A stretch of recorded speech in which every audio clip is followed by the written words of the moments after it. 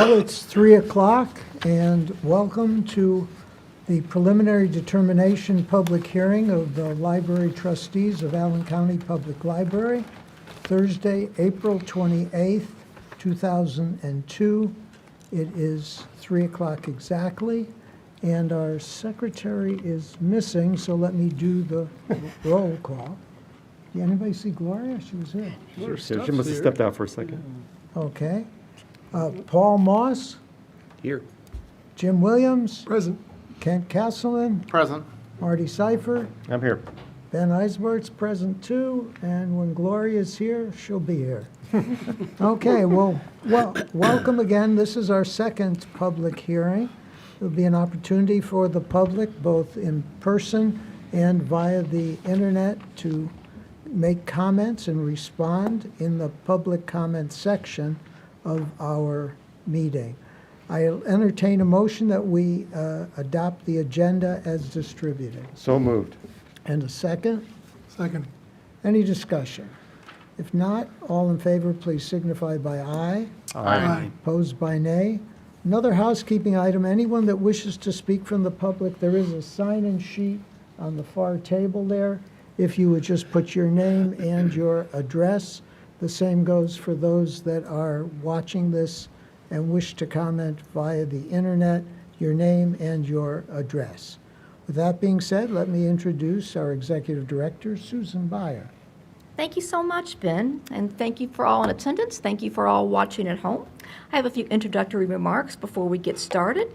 This is the second of two public hearings that are required by law for this project because a portion of it is anticipated to be financed with bonds issued by or on behalf of the library. So during the regular board meeting that will be held immediately after this public hearing, the board will consider adopting a preliminary determination reimbursement resolution.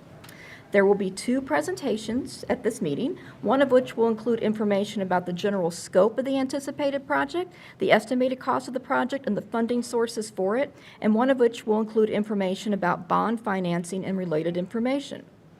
As Ben said, the public will have the opportunity to provide comments and ask questions about the information in the presentation. There is a sign-up sheet for anyone who wishes to make a comment or submit a question. You would need to fill in your complete name and address. You also can submit your comments via YouTube. If you're watching from home, again, we would need you to put in the comment box on YouTube your full name and address. And following the public comment portion of the hearing, the board will provide comments and ask questions before the hearing is adjourned. And I will move right into our staff presentation, if that is okay, Ben. Surely. Okay. So we have our overview of our 2022 countywide facilities transformation project and funding, our April 2022 preliminary determination public hearings. The 2022 countywide library facilities transformation project will include all or a portion of the following as needed based on extensive analysis and review of each identified facility by Allen County Public Library leadership and input provided by the community. The master facilities plan on which the 2022 countywide library facilities transformation project will be based can be found in its entirety, and it's about 200 pages, at youracpl.org. And if you are interested in a hard copy of the executive summary, which is about 4 pages, there are copies of that on the sign-in table. And now I'm going to turn it over to Chief of Public Service Operations Kim Boland to give an overview of the project. Thank you, Susan. I might add it's 188 pages. Thank you for the correction. I brought you all a copy Yes. to see. And we also have a hard copy at each of the locations in case that's for reference use in case anybody wants to take a look at it and is opposed to using your acpl.org. So today I'll give a summary of the summary, and we just a quick overview of the facilities master plan as recommended by and adopted by, I should rephrase, accepted and accepted is the word we used at the Board of Trustees meeting on April 7th, 2022. So as you can see in the summary map on the screen, we have the recommendation called for 4 new branches.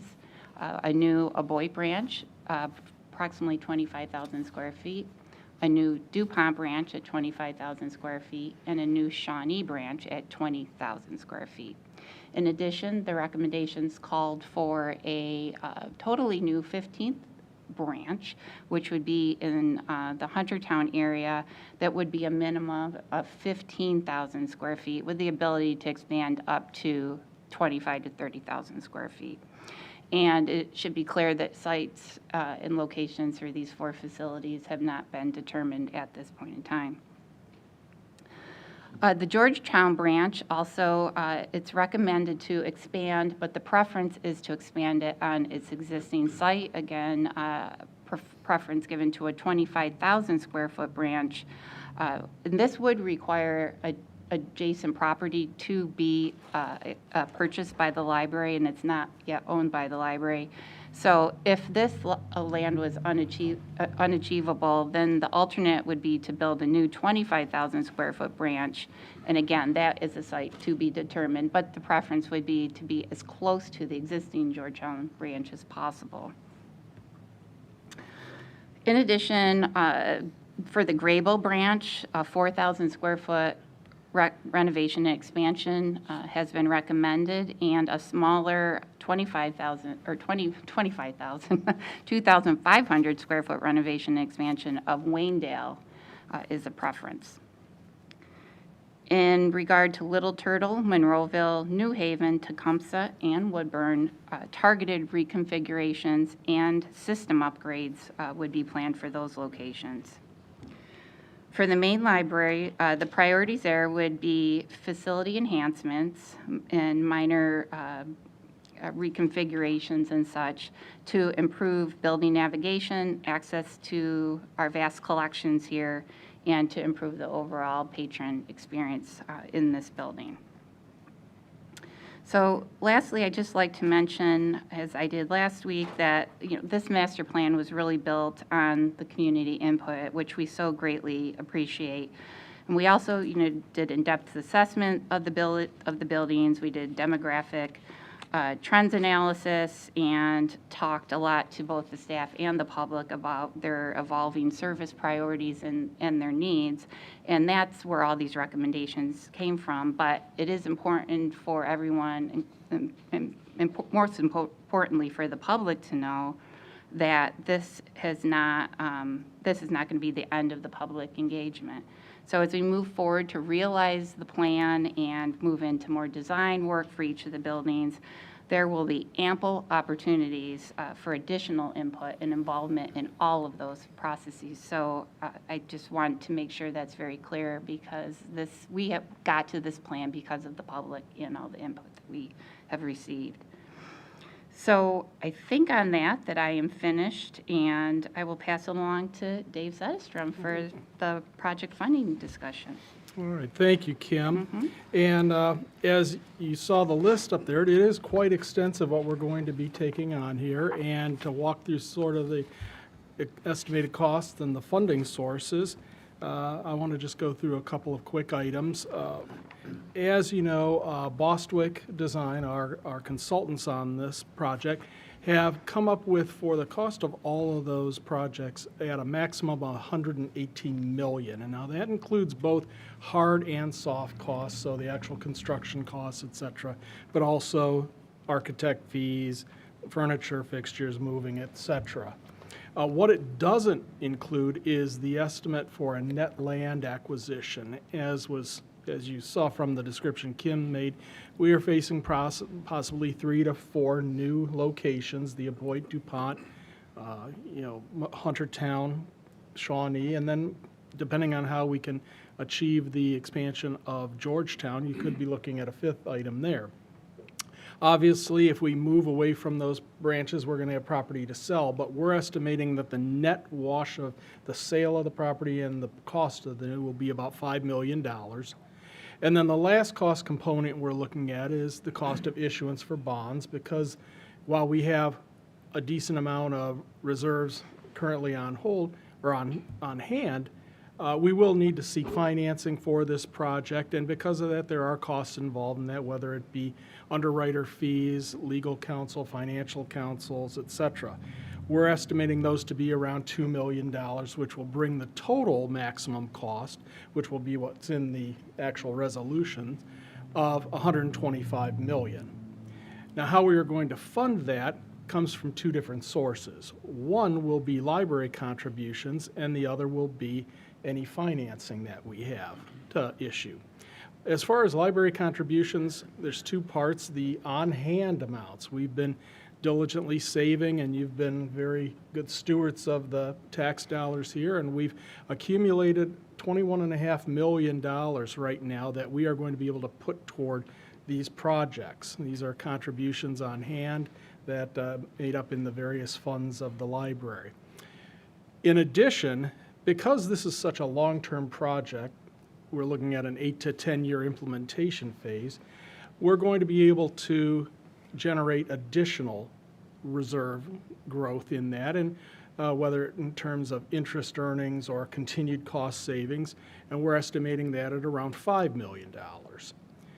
So finally, if you take that, we've got $26.5 million that will come in from the library.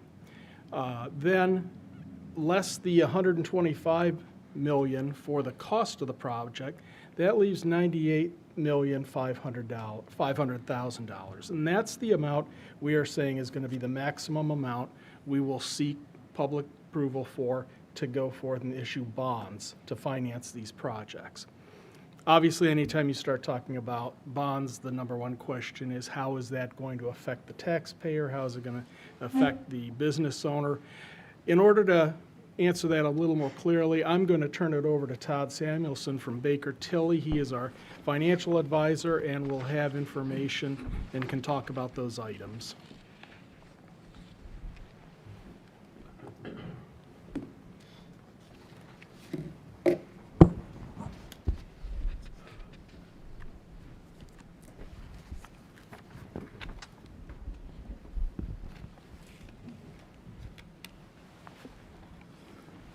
Good afternoon. Good afternoon. Short presentation, Todd? Excuse me? I don't know if I'm controlling the screen. Or there we go. There we are.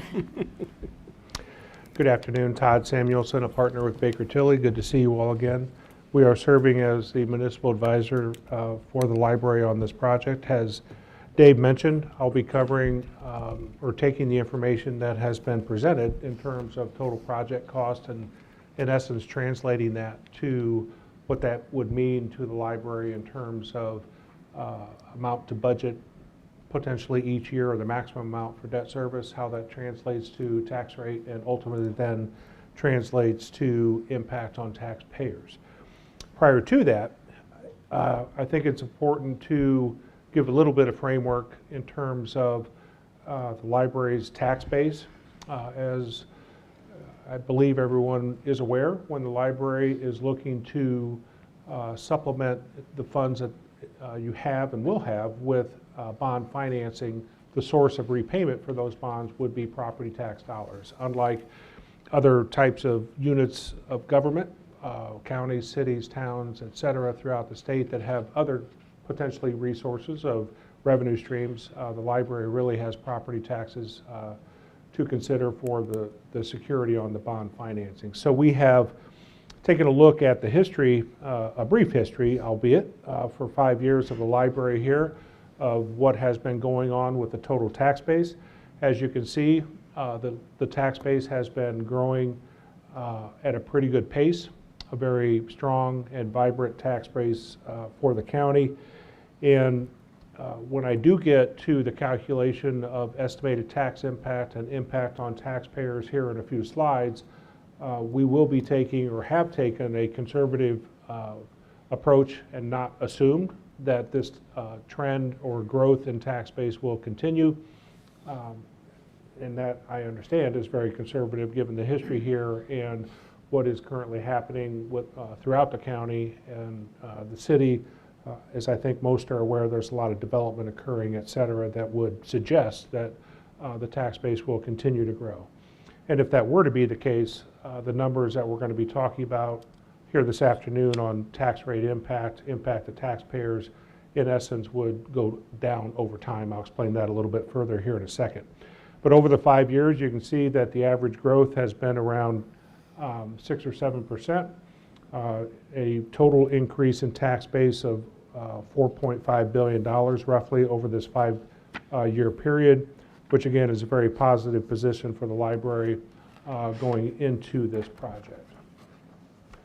In addition to tax base, we're also, for framework, looking at, and this slide represents a 10-year history of the library's, there's 2 pieces of information on this slide, the library's total tax levy, which are the green bars, and the resulting tax rate, which is the line that you see going from left to right.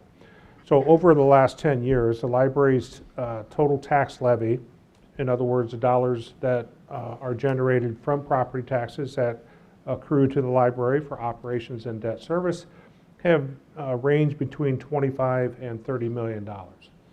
And in the last couple of years, you'll see that on the decline, and the tax rate also declining as a result of less tax dollars being generated at the same time that the tax base has been growing fairly significantly. In the last couple of years, what has happened is that the library's debt that previously was outstanding and issued approximately 20 years ago has come to its final maturity over these last couple of years and final payment. So the library currently does not have any bonds outstanding or debt service payments. And again, a little bit of a, in advance of slides coming, you'll see that the tax rate that will be generated for this project is going to be in that 4 cents range based on our conservative assumptions. So as you look at this chart where the tax rate currently for the library is around 14 cents, the impact or bringing back, if you will, the debt service component that the library had going back a couple years will bring that rate up to and slightly below what the library has been experiencing for the last 10 years. So I don't want to call it a replenishment, if you will, but the level of tax that will be necessary for the bonds that are anticipated for this project, in essence, would be at a similar or slightly less rate in total for the library going forward. Okay.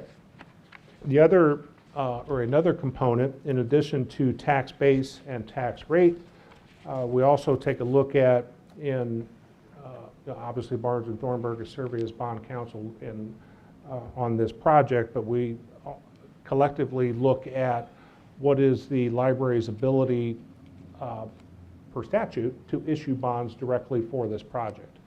And there is a formula that all entities, most all entities in the state adhere to in terms of how many bonds or what level of bonds can be issued directly or outstanding. Is driven by your tax base. So you take the total tax base for the library of just over 19 billion, multiply by 3, divide by 3, multiply by 2%, and the library's capacity to issue bonds is 127,500,000 roughly. You have no debt outstanding, so the library's capacity is the same number.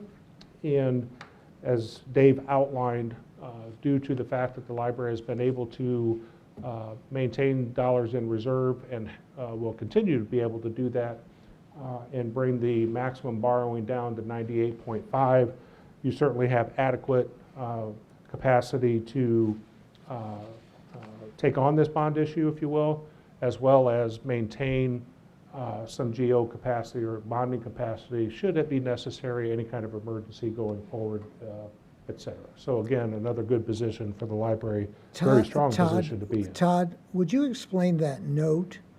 Note the library has a pay right there, the last line. Say it again? The last line, note the library has a pay 20. Oh, the gross? Yeah.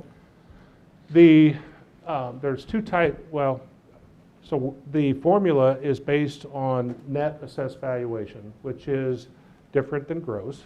And the difference between the two is the gross assessed valuation for the library or any entity is the total amount of tax base before you take into consideration deductions, exemptions, TIF areas, those types of things that take the, if you almost can call it the total market value of the county's tax base would be the $32 billion. And then applying for various types of taxpayers, there's deductions for homesteads, exemptions, mortgage exemptions, abatements, TIF areas that take gross down to net, which is and the net is what the library and any taxing unit utilizes to calculate the tax rate, or in this particular case, determine bonding capacity. Thank you. Sure.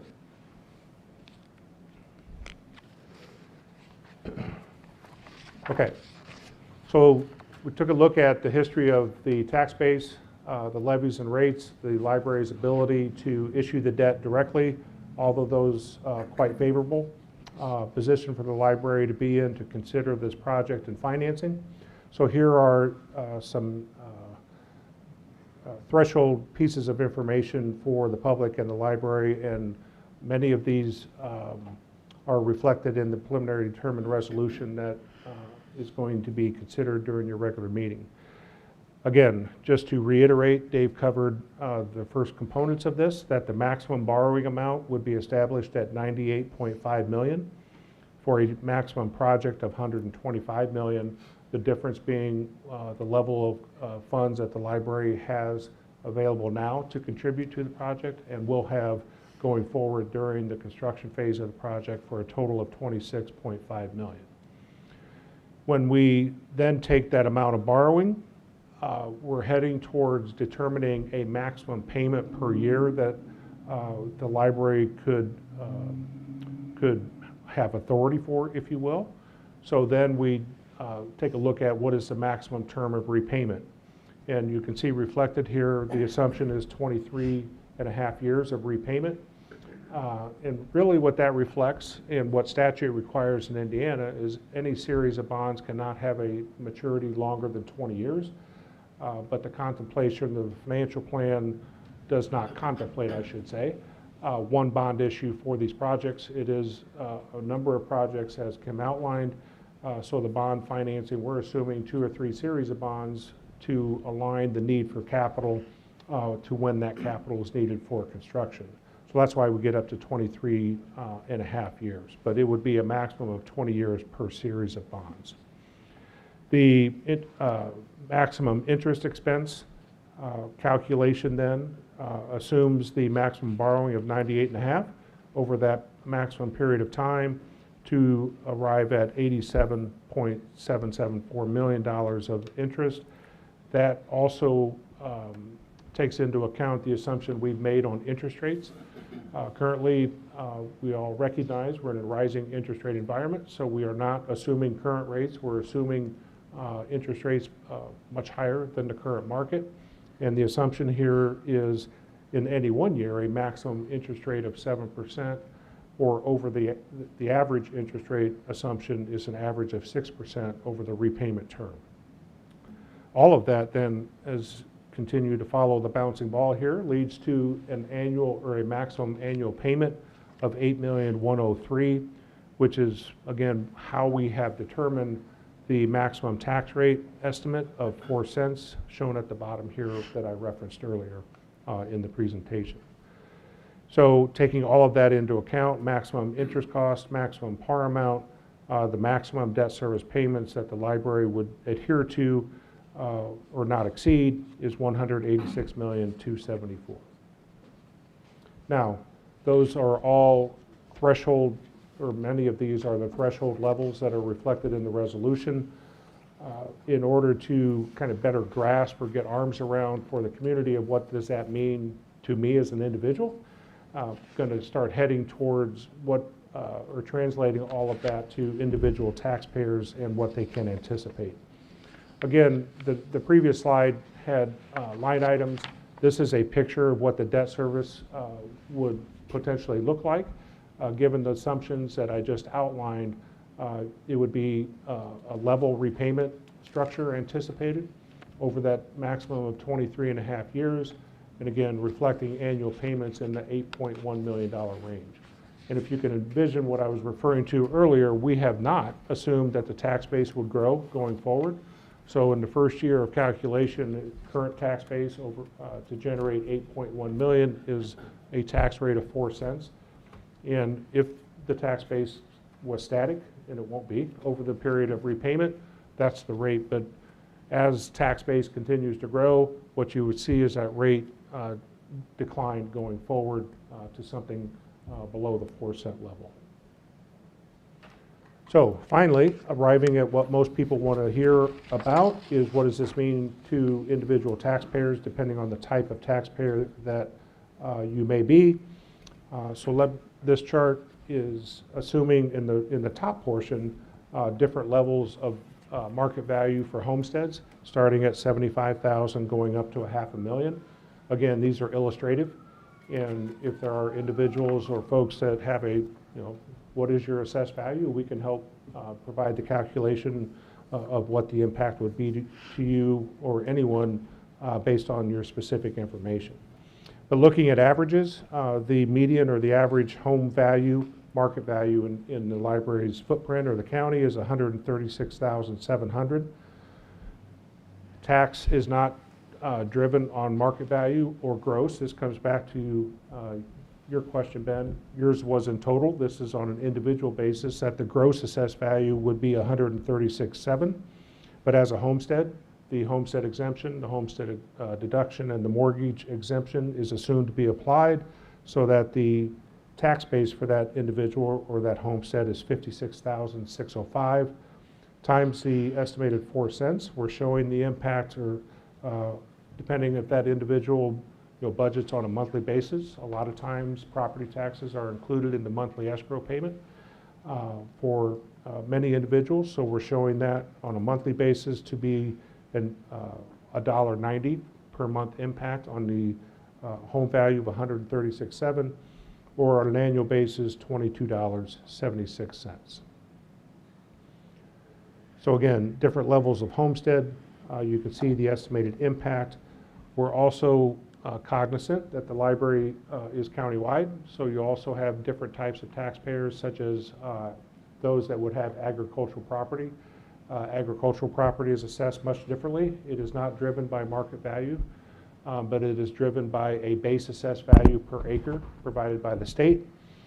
So the base assessed value is actually going to go up for pay 23, so that's what we're using. It's just $1,500 per acre. Currently it's $1,260. So for 1 acre of agricultural land at the base value of $1,500 per acre, we're estimating 5 cents per acre per month, or 60 cents per acre per year. And again, we're not applying productivity factors, which come into play for agricultural property that can either increase or decrease that base assessed value depending on types of soils, productivity, as the name suggests, et cetera. For commercial property, or if you have residential property that is non-homestead, if you have a second home or rental property, the same would be applicable. We're showing the impact per $100,000. It would be $3.35 per month, or a total per year of $40.20. Finally, and I do not have a slide on this, but I do want to indicate, and we have copies available if there's anyone in the public or that would like a copy. The statute requires that we also, at these preliminary determination hearings, provide other information related to the financing or potential financing, such as the annual payments, what does that look like as a percentage of total net assessed value, and what does it look like in terms of total debt outstanding for the library, as well as overlapping taxing units, and some other information, again, that is required by statute. We have put this information together. It's been reviewed by bond counsel, and again, it's here and available. I know the board has a copy, and we're glad to provide a copy to anybody that wants it. With that, I'm glad to address any questions that you might have. I do want to indicate, Susan had indicated that a taxpayer had submitted a question from the previous hearing, and I just wanted to make sure and specifically address those questions. And I think I have, but just to be sure, The question is, would this levy be in addition to the levy dollars I am paying now? Yes, is the answer. And that would be that 4 cents that I referred to that, yes, the library had that rate previously when its debt was currently outstanding. But technically, since that rate or debt service has been paid off, that rate has gone away. And get back to the chart I'm referring to. Oops. So again, you can see that occurring here when it started in 2019, roughly 19 cents. As that debt paid off, we're down to 14 cents in 2022. So again, to this individual and to any taxpayer that has this question, that 4 cents that I'm referring to would come back, if you will, to the library's rate, bring it up to 18. So it would be in addition to what is currently being paid now. And the other question, I'll paraphrase here a little bit, is that how long would the 4 cents be in place? And again, the source of repayment for the library is the tax dollars generated by that 4 cents to meet debt service payments over the life of the financing, which would be, again, 20-year maximum per series of bonds, or the assumption here of a maximum of 23 and a half years. Thank you, Todd. Thank you. Todd, I just want to mention also, like last week, a study that you did, but we don't have a slide on it, but the impact of the reserves that we're adding to this issue. And it is quite dramatic. The 26.5 million is reducing on that median homestead, reducing that tax bill a little over 21%. And so the hard work you guys have done in keeping the budget tight and making sure that we're putting these reserves back is paying off with a direct impact to those taxpayers. So I think that's important to note. I think Kent said a good analogy last year, time. It's like a down payment on the house. We're presenting a down payment on the library. Yeah. Very good. Any I just went through some of those calculations as my daughter bought her first home, so it kind of resonates. So the other thing I wanted to, in addition to the, in total, and for the library, and again, stewards of tax dollars, we looked at, if the library were to borrow the full 125 million versus the 98.5, interest savings on that is significant. In total, estimate of 23.5 million that would not be paid in interest. And if you think about that, bondholders can be anywhere in the world. So those dollars, flow to probably many places outside of Allen County. So by using the funds on hand and reducing interest expense, again, good stewardship. Thank you. Thank you, Todd. Okay, we're ready for the public comment session. I have one individual that signed up. Earl, is Earl? Earl left. Thank you. Oh, okay. Oh, okay. Well, is there anyone else from the public that didn't sign up that wishes to speak? How about through, nobody there? All right, let's move then to board discussion. The floor is open. I have a question Sure. that, I'm not sure who's the best to answer it, but the cost of issuance, which is right around 2%, I think that you had up there. 2 million is what we're Yeah, asking, right at estimating 2 around million. 2%, yeah. So is that the max amount? Let's say you have 3 bonds that you issue, or those costs are included in that 2 million? Yes, I mean, when we don't know what we don't know in the future, perhaps in terms of what the underwriter bids might be, and, I'm not picking on underwriters, but that's just one example that it's typically a percentage of the bonds issued, and not every underwriter bids if it is a competitive bid. But yes, when we were asked to, what may be a maximum amount of administrative or bond issuance costs, the assumption was 3 series, which does increase the cost a little bit as opposed to doing 1. But when you compare that to not borrowing money before you need to, it's a no-brainer, if you will. But yes, it does contemplate the financial plan that was outlined. Okay, thank you. Todd, what is the rating of the library bond? What would it be? Your rating, I Yeah. believe, is AA. Double A? Yeah. Yes. Which then means that our bonds will sell well. Yes, they will. We'll have to go through another rating, though. at Yeah, this point. I say that concretely. I cannot predict the future. So So we'll I'll, have a chance for AAA. right? So it's my microphone, I can predict anything. I say that because of where we started. Tax base, very strong, growing. The ratios that I referred to in the information sheet that you have, the debt per assessed value, the debt or the overlapping debt, those are things that not only are required by statute, but things that, or metrics, if you will, that the rating agencies look very closely at. And those are extremely strong metrics for the library. And since the library issued bonds direct, or for the projects that you're all, and we're sitting in one of the projects that was funded by the bonds were refinanced along the way, again, showing the strength and strong interest in folks that want to own Allen County library bonds. Any other questions? I don't have any questions, just a couple of comments. I think last week, and for anybody listening or in attendance today, I encourage you to go back to last week's presentation as well. Similar presentation-wise, but there were a few questions from board members related to how do tax caps impact this and things along those lines. So it'd be worth your time to go back and watch last week's performance. I just didn't want anybody to think that we're not interested or understanding the full process and the implications to taxpayers. But we asked a lot of questions along those lines last time, so take some time for that. I want to reiterate, I know Dave's thanked the board from that standpoint, but I also want to thank the administration for operational efficiency, if I want to say it that way, over the years. It's a balancing act from that standpoint between board and administration to make sure that all works together. And so thank you for what you've done to get us in this position and to save taxpayers money.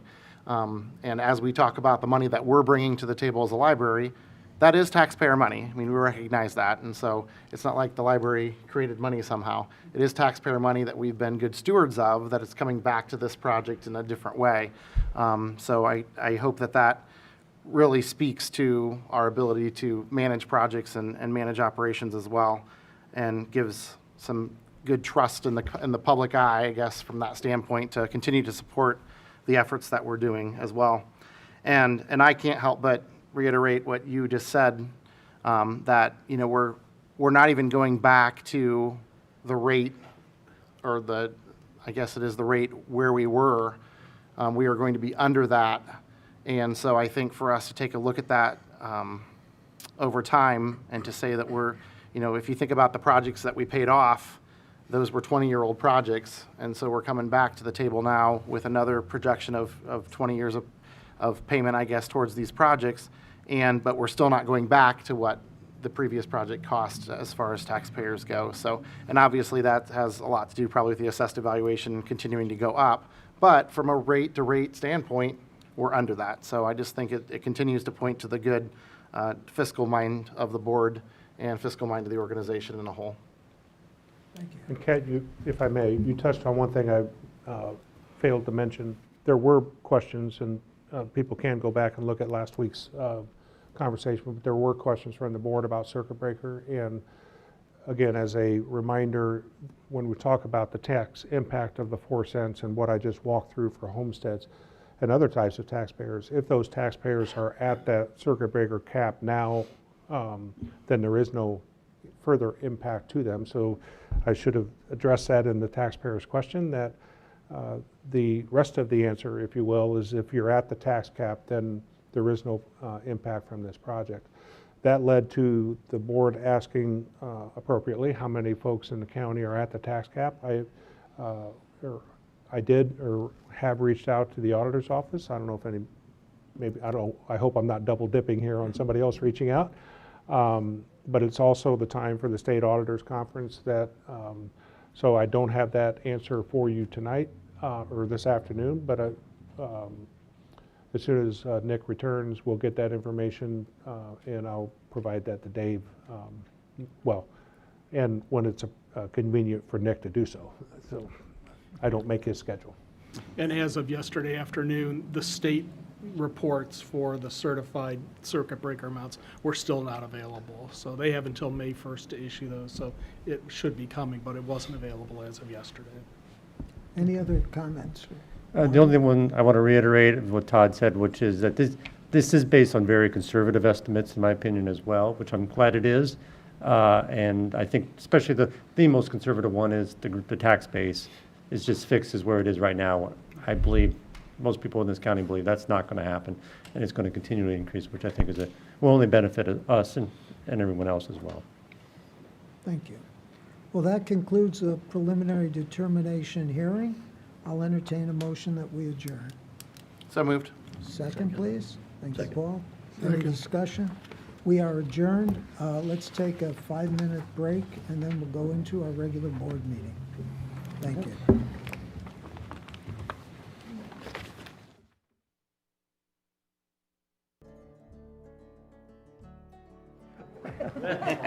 Okay. No problem. Well, it's 3:45 and time for the regular meeting of the Board of Library Trustees on April 28th, 2002. Will the secretary call the roll? Certainly. Mr. Eisbart, Present.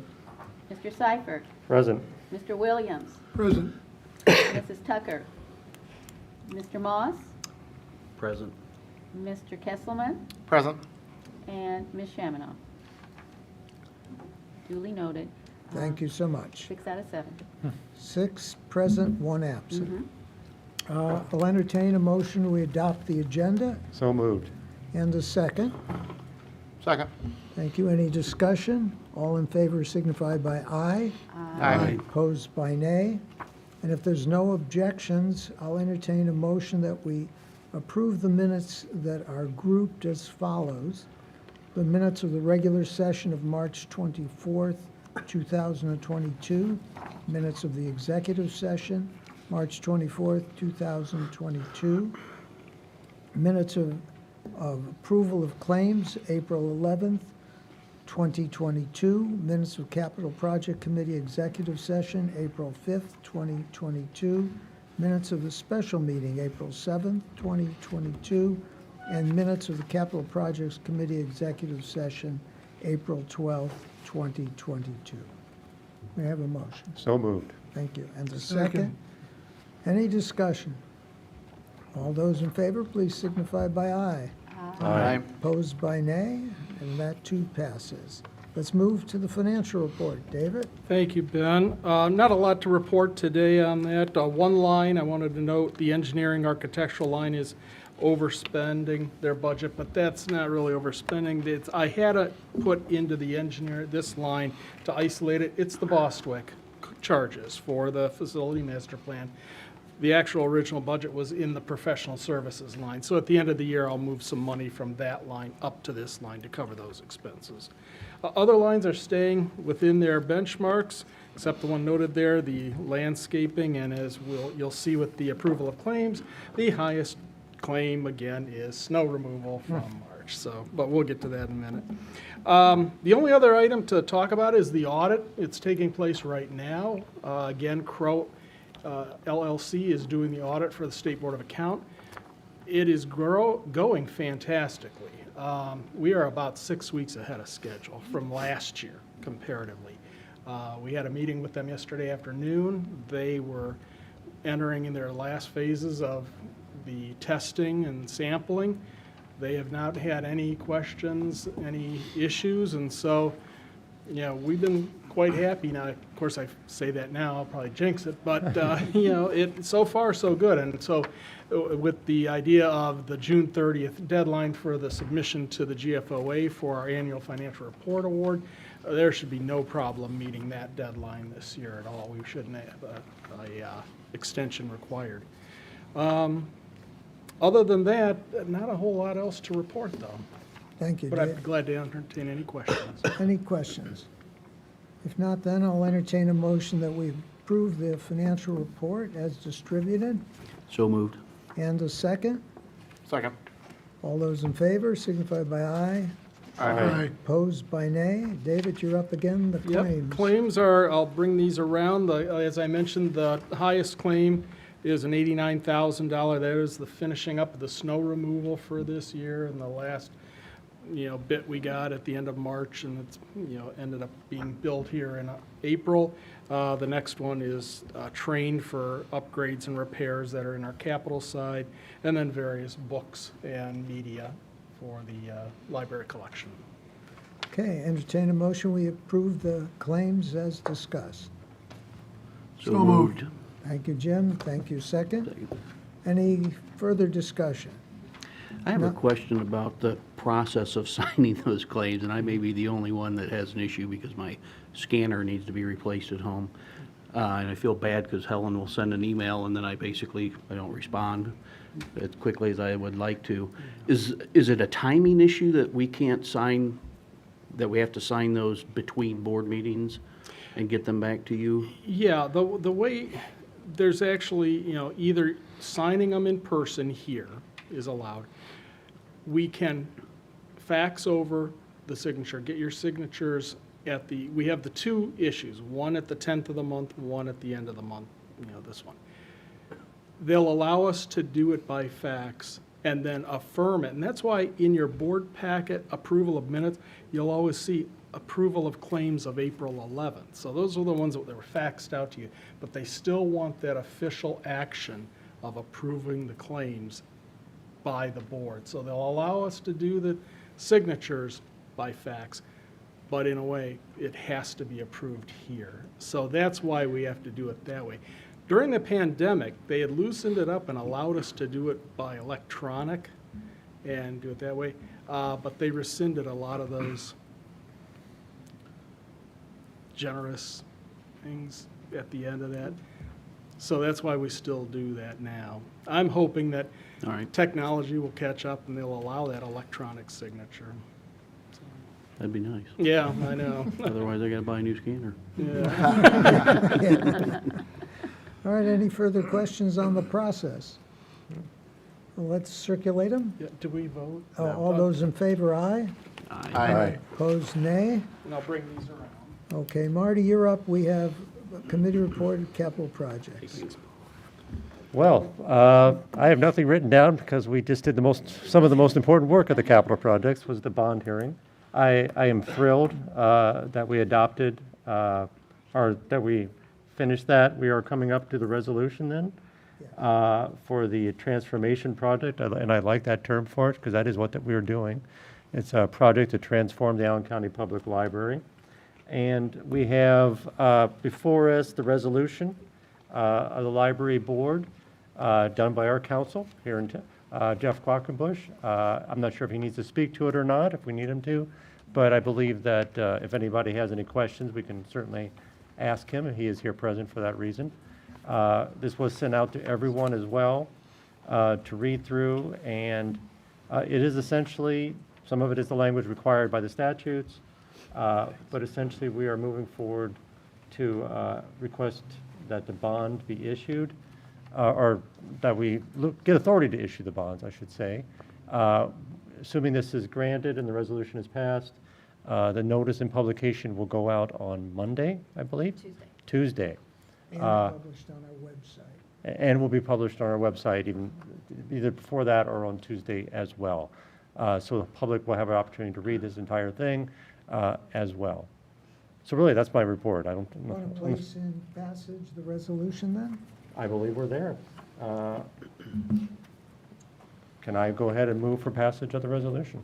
And comes from a committee, so it doesn't need a second, but let's second it anyway, just to be sure. Okay, is there any discussion? If not, yes, Paul. I do think, just to go back to a couple of comments here, and I appreciate Dave's mentioning that we've been good stewards of taxpayer money. I do believe that we have. I also believe that Dave deserves significant credit because there is a tendency in government when you have the money to spend it. So job well done. I think going forward, when you think of the other potential bond issues that are, on the horizon, and things of that nature. It is a fairly difficult time to do something like this, but it is an extremely important project, in my opinion. I think we have done our due diligence to the best of our ability, but we will need to obviously go forward and be able to continue to justify this and with governing bodies and things of that nature. So I would just say that we need to continue to be prudent. It isn't like buying a house. There are some differences in that analogy. We're not getting equity like you do when you buy a house. And the folks that are, paying for this don't have a choice in it, such as you do when you buy a house. So there are a few differences there, and the cost of buying a house, the issuance, so to speak, is considerably less as well typically. But I've enjoyed this process. It's been very interesting, learned a lot from it, and absolutely supportive. I do just want to and I'm going to continue to remind everybody that we need to be good stewards of taxpayer dollars. Good point. Any other comments? If not, then all those in favor of the resolution of the Library Board of Trustees relating to the capital library facilities transformation project, signify by, let's have a roll call just for. Okay. Mr. Eisbart, Yes. Mr. Seifert, Aye. Mr. Williams, Aye. Ms. Tucker is absent, and Mr. Moss, Aye. Mr. Castleman, Aye. and Ms. Shamino. 6 ayes, no nays, and 1 absent. It passes and we're on our way. Thank you so much. Now, we do have copies that need to be signed, and there are 3 copies, so we'll circulate those. Yes, and all 3 need to be signed. And I will, thank you. And then there's a place for Lori to sign a secretary. There, thank you. Let's move to item 8 on our agenda. Susan? Thank you, Ben, and I have to give credit to Stephanie Smith for this lovely idea. She brought to me a proposal that I thought was wonderful. So in our Reader Services Department of the main library, there is a space that was previously known as the Silent Reading Room. And over the past few months, Kim Boland has worked with Leanne from our events department to make some upgrades to the room that has transformed it from a very seldom used space to a space with reading chairs and meeting room tables that people can use. As we've talked about during the facility master plan process, meeting rooms and conference rooms are some of our most highly requested resources. So we have made this kind of dormant space a very new and potentially very active space. And Stephanie had the idea that we proposed to change the name of the space from the Silent Reading Room to the Alan McMahon Reading Room. And the name change would reflect our appreciation to Alan McMahon for the decades of service he provided to the library and to the community at large. He passed away in January 2022, and he served as an ACPL trustee for 32 years, and he also served on the ACPL Foundation Board.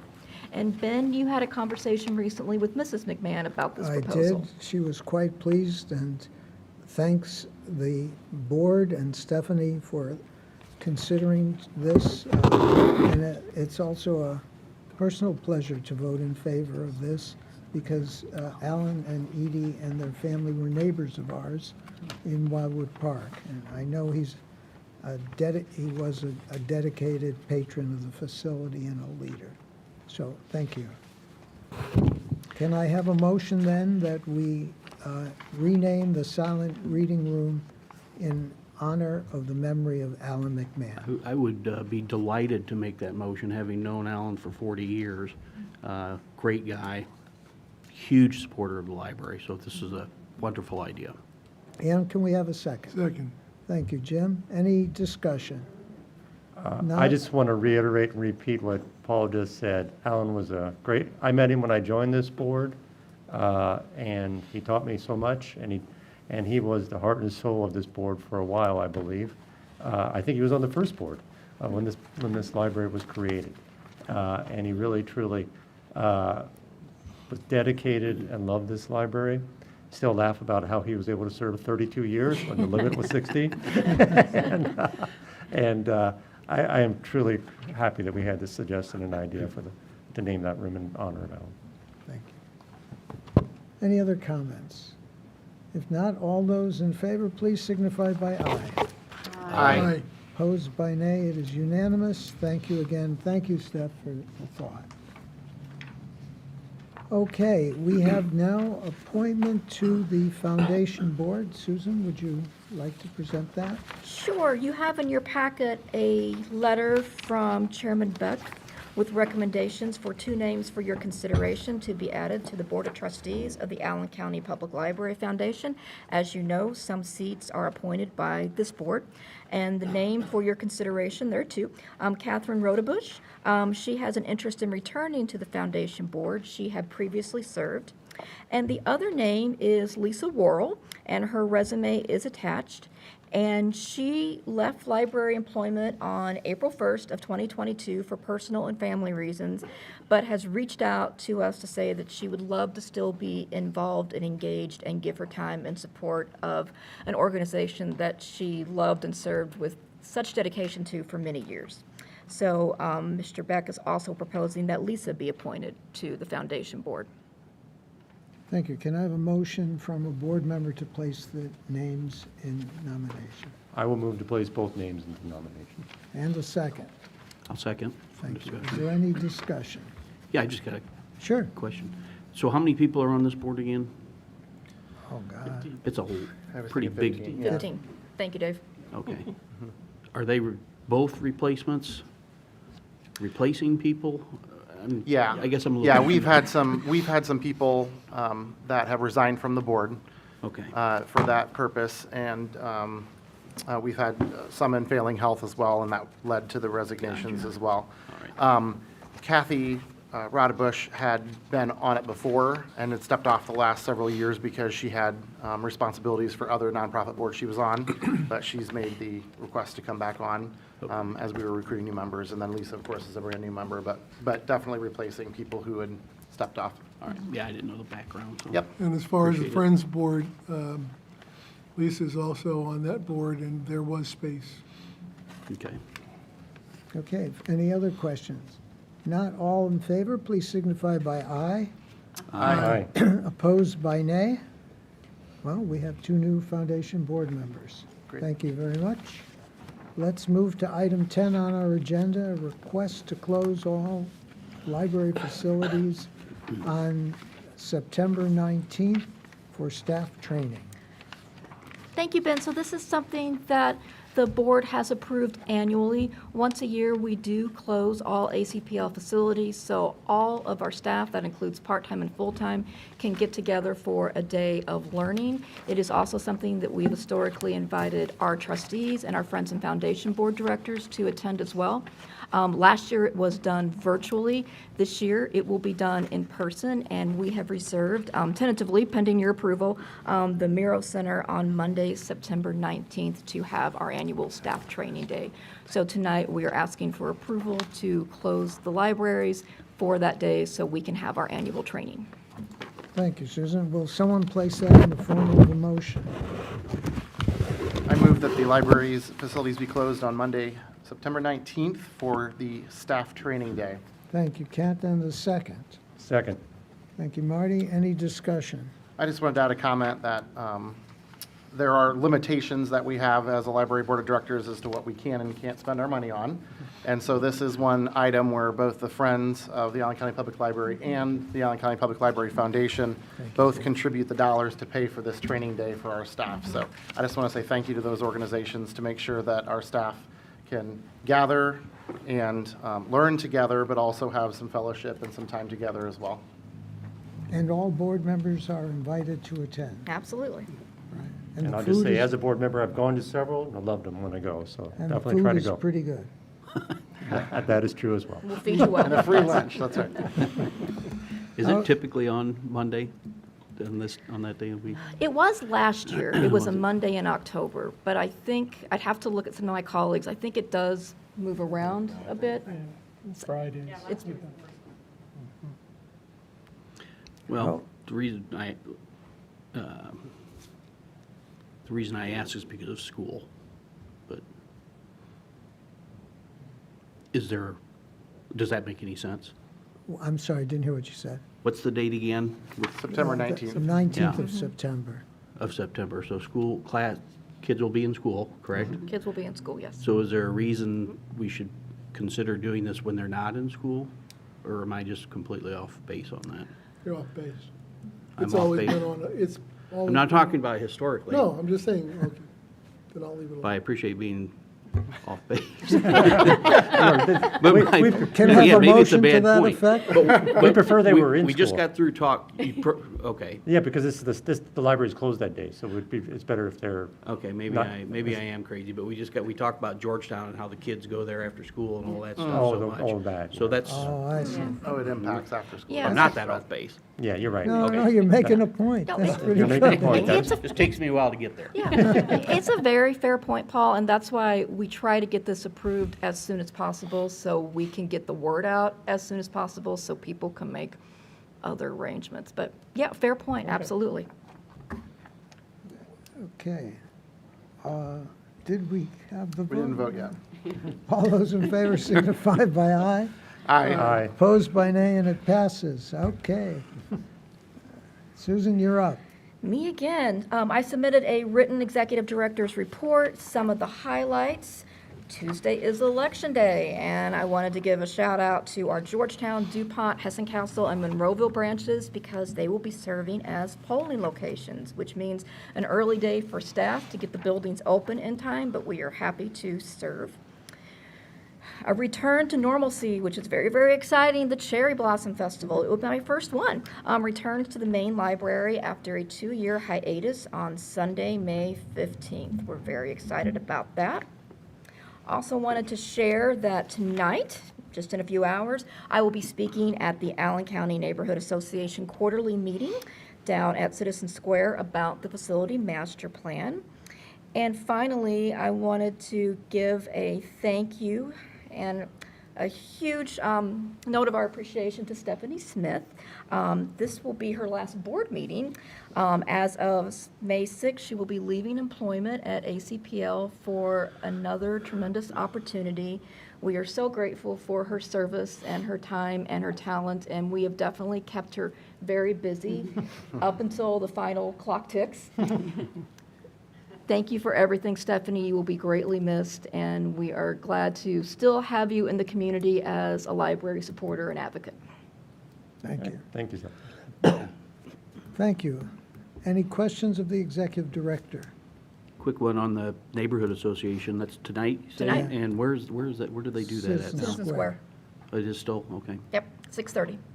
Be interesting to see what kind of a crowd you get. Because that is open. Yeah, I mean, and I think they televise them now too, don't they? I believe so, yes. Okay. They're competing with the 10 caps tonight, I think, so we'll see. Gotcha. Oh, yeah, Counter Thirsty programming. Thursday, yeah. Yeah, yeah. Get some drunk people in there. are there any items of new business that should come before the body? If not, open for public comments. Okay. That being said, I'll entertain a motion that we adjourn. So moved. Second, all in favor, aye. Opposed, Aye. nay. Aye. Thank you. We will go into executive session in 5 minutes. All right. Jump on that. Good question.